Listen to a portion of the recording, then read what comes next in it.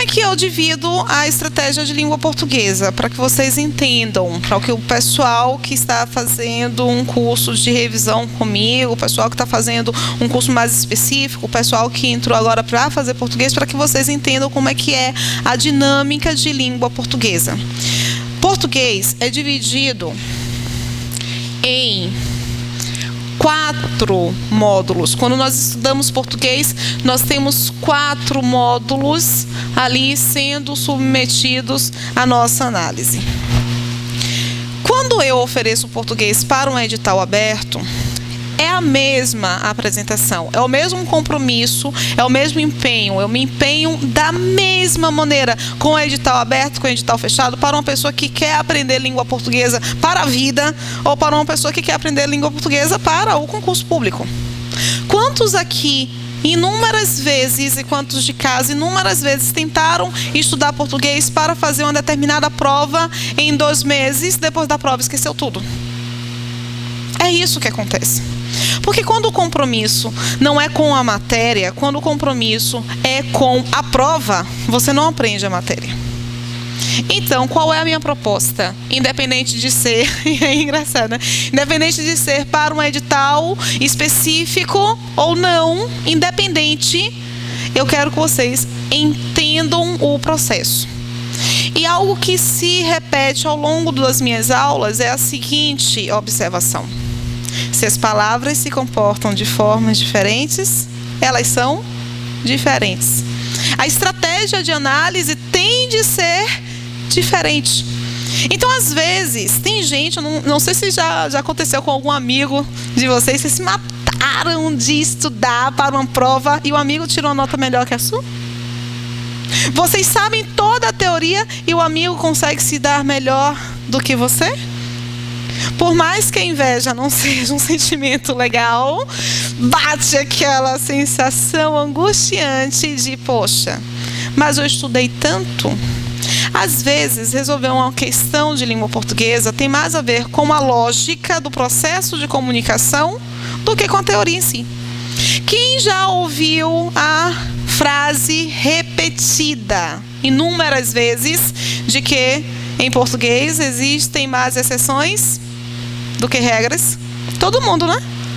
Aí você tenta fazer uma questão, utilizar uma regra de bolso, um macete, e não consegue. E aí desiste, diz assim, não, português é assim mesmo, tem mais exceção. Não acredito que eu fiz isso. Tem mais exceções do que regras. Não, o que tem em português não são exceções, são outras regras para outros contextos. O que a gente vai aprender no curso de português é como observar o processo de comunicação. Se você sabe o que se constitui em uma frase para que o processo de comunicação se consolide, você sabe tudo de língua portuguesa. Os meninos estão no finalzinho ali do módulo de sintaxe e eles vão assistir agora ao início do módulo de interpretação de texto. Detalhe importante: quem aqui já parou, já sentou e disse, eu vou estudar a interpretação de texto? Vocês acham que interpretação de texto é o aleatório? Vou estudar interpretação de texto, vou sentar e vou responder umas questões. Não, existe uma teoria para interpretação de texto. E é por isso que quando uma pessoa entra no curso sem edital aberto, tá, meninos? Entra num curso de português, o primeiro módulo que eu ofereço é o de interpretação. Que é um módulo que antigamente, até antigamente, não tão antigamente assim, mas até o início do ano passado, o primeiro semestre do ano passado, o módulo se chamava semântica. E o que é semântica? Semântica é o que vai nortear todo o nosso estudo sobre língua portuguesa. Semântica, alguém sabe o que significa semântica? Sentido, significado. Então, semântica é uma experiência ligada à interpretação de texto. E existe teoria, Rose, para interpretação? Existe. Existe aqui, ó. Nós vamos começar hoje o tópico de técnicas para interpretação. Existem técnicas relacionadas à interpretação do texto. Eu tenho que identificar que o elemento, o texto, ele vai ser constituído por elementos, assunto, tema, tese, argumentos, e que eu preciso enxergar. Eu preciso enxergar uma estruturação para o texto, para dinamizar a minha resolução da questão. Às vezes vocês fazem assim, lançam lá a questão alternativa A, vocês leem o enunciado. De acordo com o texto, eu preciso... Vai para a alternativa. O autor tem a intenção... Terminam de fazer a leitura da alternativa e pensam: essa aqui parece que não é. Letra B. Essa aqui parece que pode ser. A leitura das alternativas, ela está sempre pautada no que parece. Vocês não têm nunca certeza. E existem técnicas de interpretação que direcionam para esta certeza da alternativa, ok? Conteúdos. Nós vamos ver coesão, vamos ver coerência, nós vamos ver figuras de linguagem. Isso aqui no texto, no curso de português, no curso sem um edital aberto, tá? Para o curso com edital aberto, eu dou conta no máximo ali de técnicas de interpretação. Nós trabalhamos também o conteúdo de funções da linguagem, de aspectos lexicais que contemplam os tópicos de sinonímia, antonímia, paronímia, holomínia, homonímia. É muito nímia e desanímia, e desanímia, e desanímia. Nomenclaturas hoje é o que fazem, o que faz toda a diferença. Às vezes vocês se deparam com uma determinada questão e não sabem o que significa um termo daquela questão. E focam. A FGV, por exemplo, adora perguntar o que é o deítico, o que é anáfora, o que é catáfora, e o aluno não sabe o que é.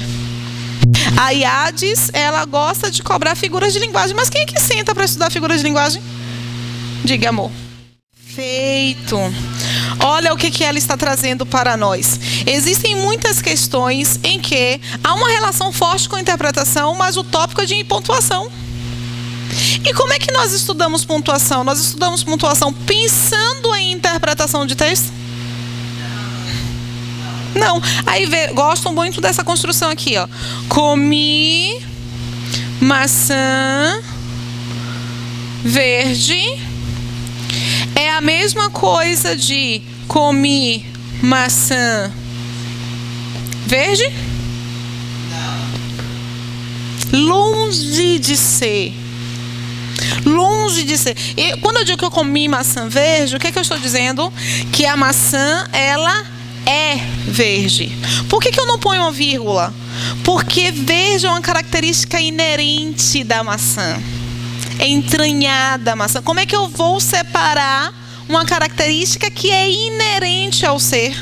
Não posso.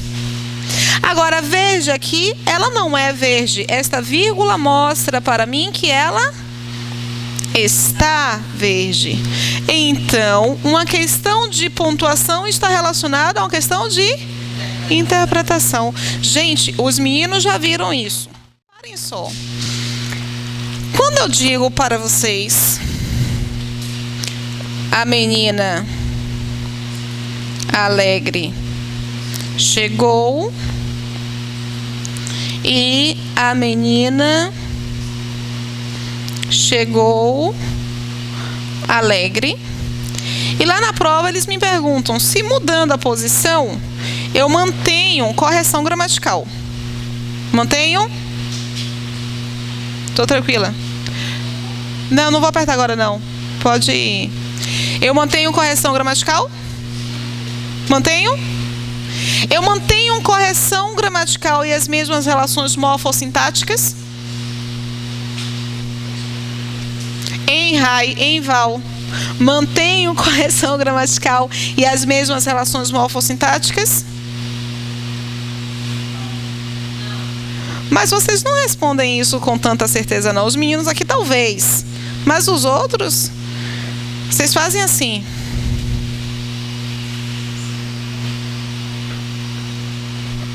Tenho que lavar a roupa que tá suja. De repente vem algo na sua cabeça que não tem nada a ver com a questão, porque você dispersou. Você não sabe exatamente o que ele está perguntando. E aí vem o segundo módulo. Daqui a pouco eu vou responder isso aqui, tá? Vem o segundo módulo, que é o módulo de fonética e ortografia.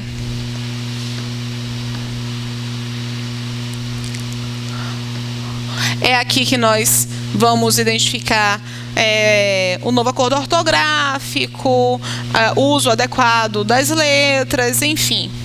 E um módulo chamado de morfossintaxe.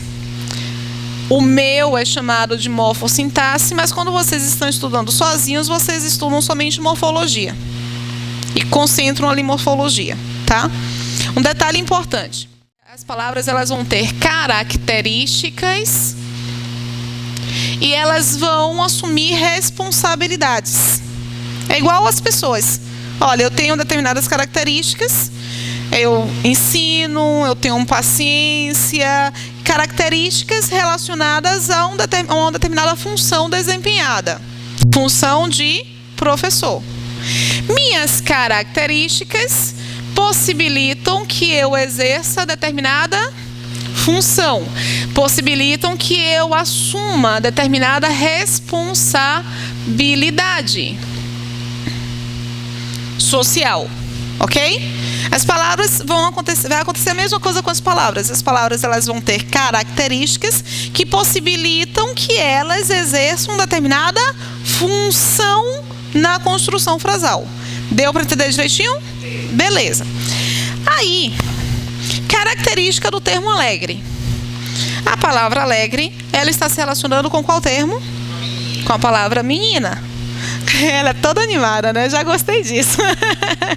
Com a palavra menina. Nas duas construções. E ela se relaciona com a palavra menina para quê? Qual é a característica que ela tem? Que ela apresenta aqui para nós? Ela tem a característica de conferir uma característica para uma coisa. Para um ser, pode ser animado ou inanimado. Mas a característica deste termo é de se relacionar com uma coisa, dando a esta coisa uma característica, uma qualidade, ok? Belezinha? Ok. Mas a responsabilidade na informação é a mesma? Se eu mudei a informação, eu estou mudando a responsabilidade.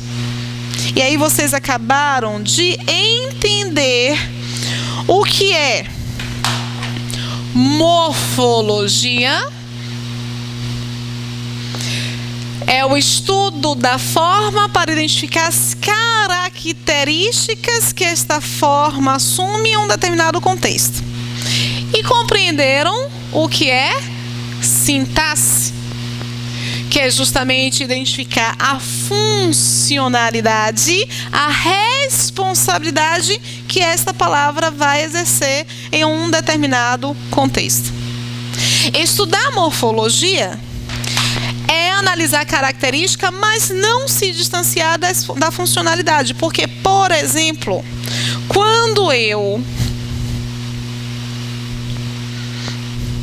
digo que ler faz bem e pergunto para vocês quantos verbos nós temos nesta construção, vocês dirão para mim que temos quantos? Vocês vão dizer para mim, porque vocês somente olharam, que nós temos 2. Só que o que é o verbo? Qual é a característica do verbo? O verbo tem como principal característica conferir uma informação. Qual é a informação que eu estou querendo passar?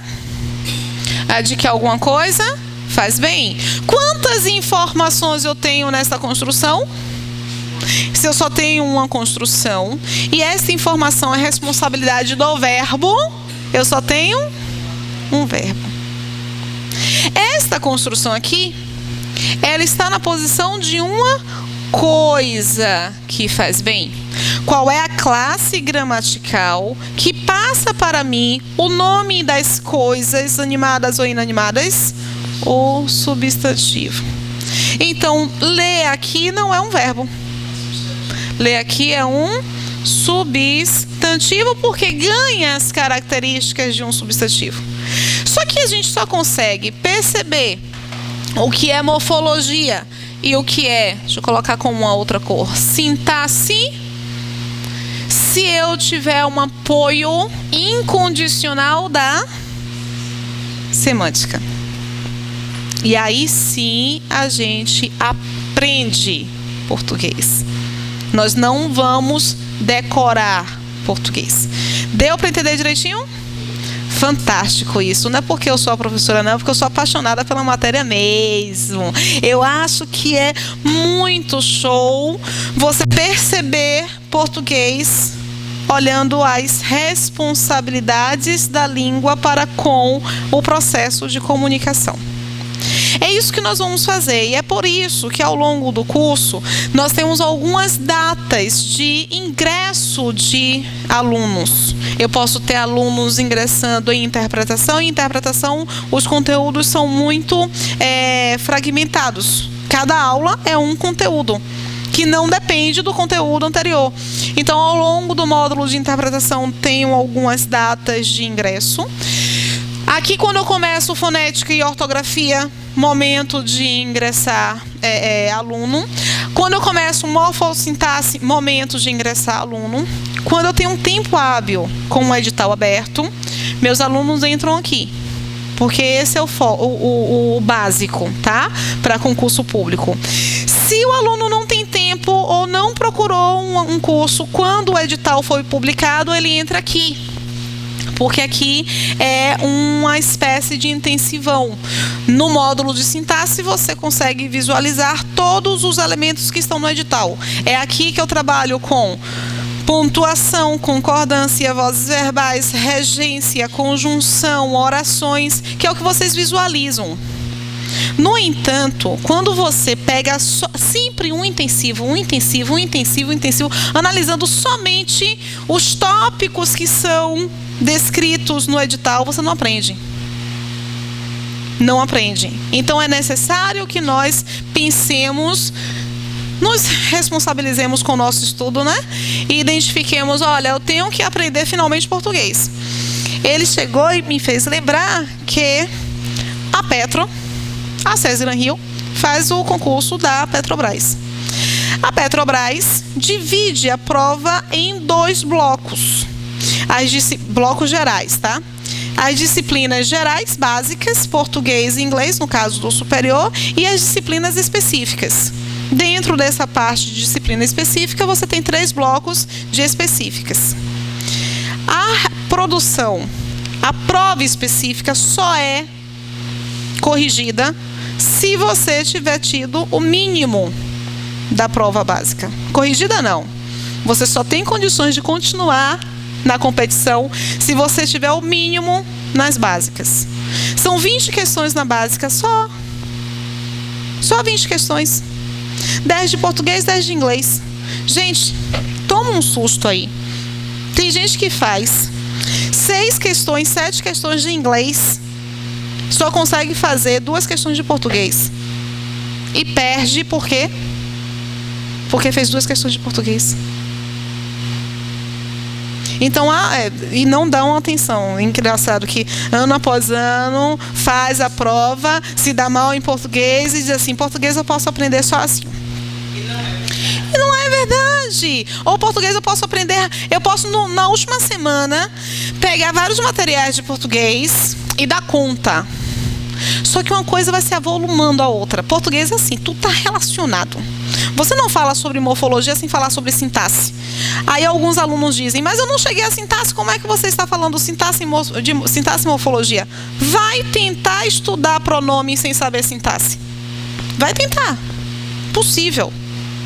O estudo do pronome é conectado ao estudo de sintaxe. Para você saber pronome, que é classe gramatical, você precisa saber o que é um verbo transitivo direto, o que é um objeto direto, o que é um complemento nominal, o que é um adjunto adnominal, o que é um sujeito, porque o pronome, olha o nome, significa para. Nome é substantivo. O que é o pronome? Aquilo que está para o substantivo, com duas funções básicas, dois empregos básicos. O emprego de acompanhar ou o emprego de substituir. Temos 10 funções sintáticas. 9 podem ser exercidas pelo substantivo. Uma é responsabilidade exclusiva do verbo, que é a responsabilidade de informar. 9 são para o substantivo. Significa dizer que eu tenho 9 funções possíveis para o pronome. Uma construçãozinha, uma palavra que, a depender do contexto em que está sendo empregada, vai ocupar uma função diferente, vai exercer uma responsabilidade diferente, ok? Nós vamos dar o início ao modelo de língua portuguesa 2015 hoje e eu espero que vocês aproveitem. Aqui foi Rose Sampaio falando para vocês, professora de língua portuguesa, também gestora de concursos e afins. Vamos iniciar o nosso processo.